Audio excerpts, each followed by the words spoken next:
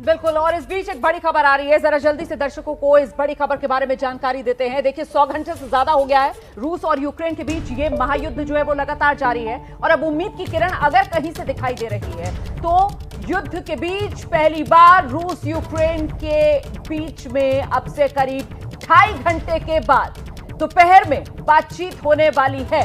और बातचीत से पहले रूस के रुख में थोड़ी नरमी दिख रही है, यह दावा खुद यूक्रेन की तरफ से किया जा रहा है। बातचीत के लिए रूसी प्रतिनिधिमंडल पहुंच चुका है बेलारूस। उसके प्रमुख ने कहा है उम्मीद है बातचीत में यूक्रेन के साथ समझौता हो जाए। और इससे पहले यूक्रेन की तरफ से भी यह दावा किया जा रहा था कि रूस की तरफ से जो हमले हो रहे थे अब उनकी रफ्तार धीमी हो रही है। और इस बीच रूस के प्रतिनिधिमंडल के प्रमुख जो बेलारूस पहुंच चुके हैं बातचीत से पहले, वो ये कह रहे हैं कि उम्मीद है बातचीत में यूक्रेन के साथ समझौता हो जाए। जिस तरीके की उम्मीद जताई जा रही है कर्नल दानवीर खुद रूसी प्रतिनिधिमंडल के प्रमुख की तरफ से, ऐसे में यह माना जाए कि उम्मीद की किरण यहां पर और रोशन होती हुई नजर आ रही है। हाँ बिल्कुल, जैसा मैं पहले भी कह रहा था कि ये जो संकेत हैं इस बड़े लेवल पर ये बड़े इंपॉर्टेंट होते हैं। अगर ये बात यूक्रेन के ही रक्षा मंत्री और उनकी सरकार के नुमाइंदे अगर ये कह रहे हैं कि रूस की तरफ से हमले कम हो गए हैं तो ये एक बहुत ही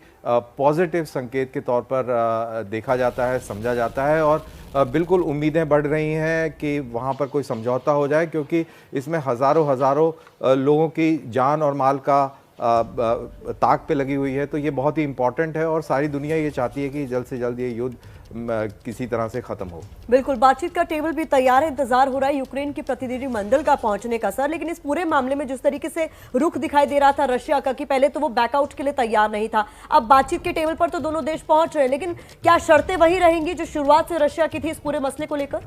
देखिए इतना बड़ा युद्ध हुआ है, हजारों अरबों खरबों रुपया खर्च हुआ है और एक पॉलिटिकल एम था, रशिया का एक पॉलिटिकल एम था और उस पॉलिटिकल एम को साधने के लिए एक मिलिट्री मिशन बनाया गया। और मिलिट्री मिशन एक उस लेवल तक पहुंचा है कि उसने यूक्रेन को मजबूर किया है टेबल पर आने के लिए।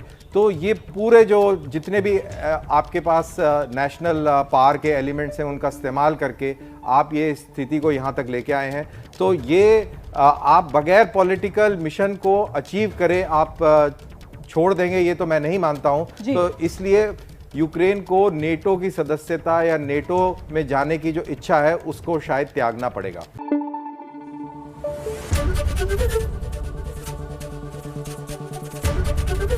एबीपी न्यूज आपको रखे आगे।